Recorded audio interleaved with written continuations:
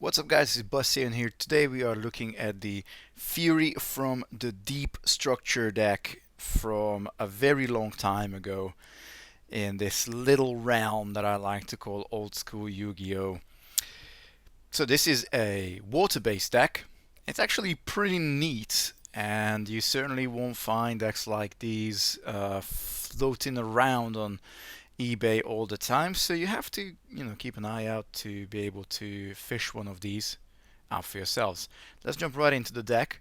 As you can see, our boss monster right here is Ocean Dragon Lord Neo Daedalus. Really fantastic card. A 2900 attack, 1600 defense. Send one Umi from your side of the field to the graveyard to send all cards in both players' hands and on the field to the graveyard except this card. Clear the board, and you have a 2900 beater to beat your opponent with and win the game.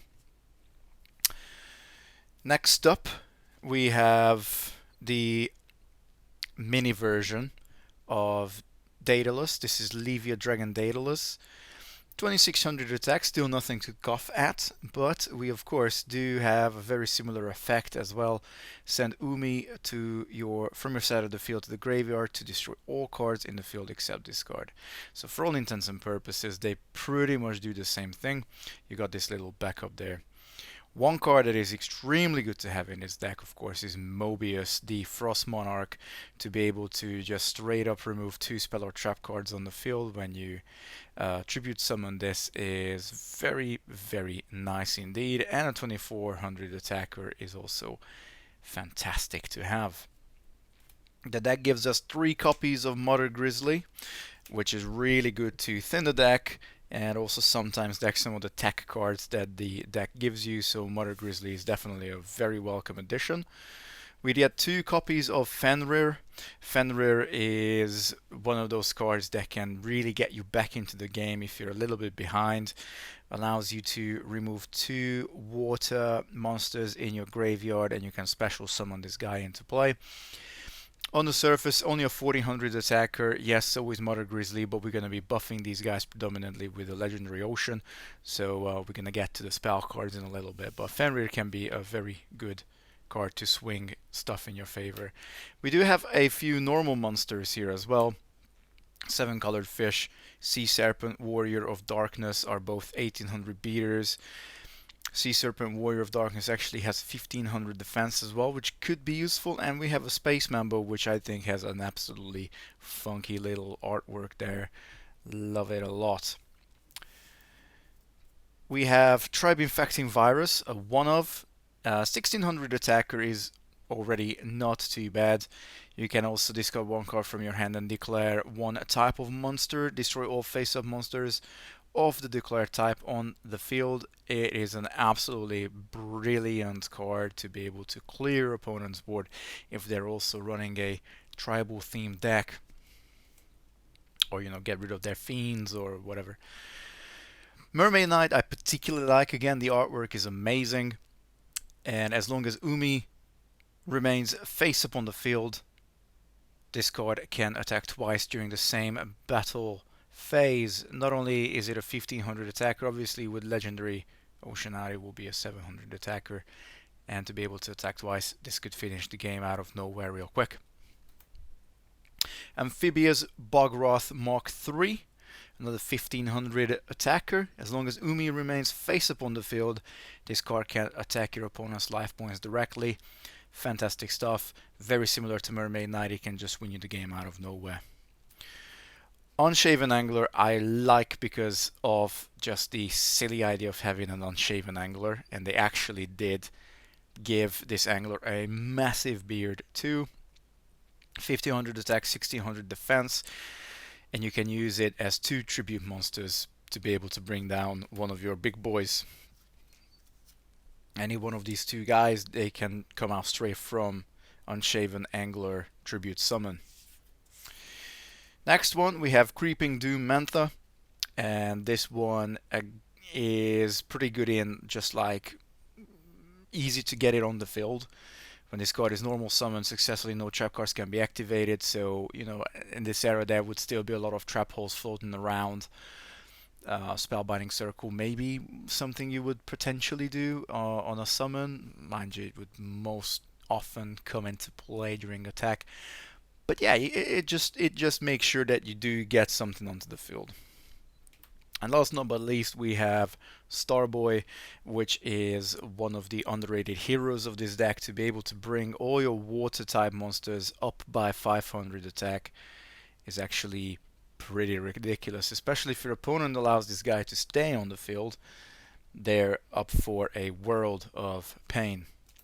Moving on to our spell cards, and indeed, definitely the core of the deck, you need to get a Legendary Ocean as soon as possible and keep it in play as well. This card counts as Umi, so for all intents and purposes, all the cards where I mentioned Umi will get their effect from a Legendary Ocean being in play. It also decreases the level of all the water type monsters by 1 and increases their attack and defense by 200 points.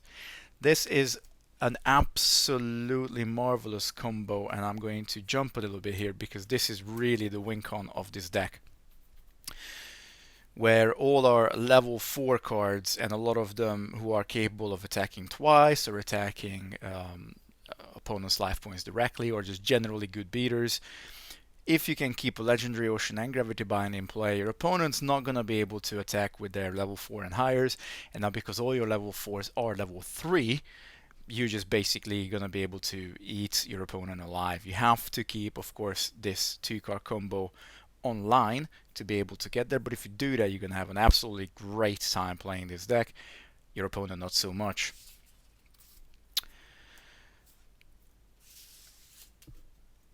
I always appreciate starter decks that come with an MST. I don't know what to say about MST that hasn't been said before. You get a one-off in this deck. You also get a Heavy Storm, which is just another staple for, I guess, even maybe Modern Yu-Gi-Oh! Still runs it. You get a Pot of Greed in this deck. I know that that's not something that the current players see floating around, but again, remember, this is Hobby Yu-Gi-Oh! You just really play with whatever you have fun with. 2 copies of Reload, which is very common for this era of themed decks, structured decks. It's kind of okay if you have a really bad starting hand, but besides that, it's not. You lose a card basically because you play Reload. It doesn't up your card count, but it can get you a better hand or a worse hand. We get 2 copies of Salvage, which is pretty good to get your water monsters back into your hand from your graveyard. That is particularly good if, again, it's kind of one of those things like Fenrir where it can kind of bring you back into the game. And then we have a Premature Burial. Absolutely brilliant card. Love it so much. Really, really good card. We got a Snatch Steal, which is really just the change of heart from this era. We get a Big Wave, Small Wave. Destroy all face-up water monsters on your side of the field, and you can special summon water monsters from your hand up to the same number of monsters destroyed by this effect. Now, because you can special summon, you could get some funky stuff out. It could be a nice little game changer. Let me know what you think about Big Wave, Small Wave, where it would be the best time to play it with this particular lineup of monsters. We get a copy of Hammer Shot, which is a really good little targeted removal. We get a Creature Swap, which can be useful, but I kind of feel like it's maybe just a bit of a filler card in this particular deck. It's still like it there though. And then, of course, into the trap cards, we've looked at the 2 Gravity Binds. We also get a Tornado Wall. We get a Call of the Haunted, which works really well with the Premature Burial being in the deck as well. We can bring stuff back from the graveyard. We get a fantastic Torrential Tribute here. Just a really nice little board clearer. We also get a Spell Shield type 8, which is really good against spell cards as long as you find the right opportunity to play it. But we do have some counter against spells indeed. We also have a Dust Tornado, just a straight up speller back row removal, which is always nice to see. And finally, we get one copy of Zing and Hu. I probably butchered this, I apologize. Please let me know how to pronounce this properly. But it is a nice little card just to shut down a couple of trap cards, particularly the ones that are continuous ones and just like really destroy your life on your opponent's side of the field. Really good counter against Gravity Bind as well, by the way. And this is it, guys. I hope you've enjoyed this quick little video through this structure deck. Make sure to like, subscribe, share, comment below. Up until next time, guys. Bustian signing out. Peace.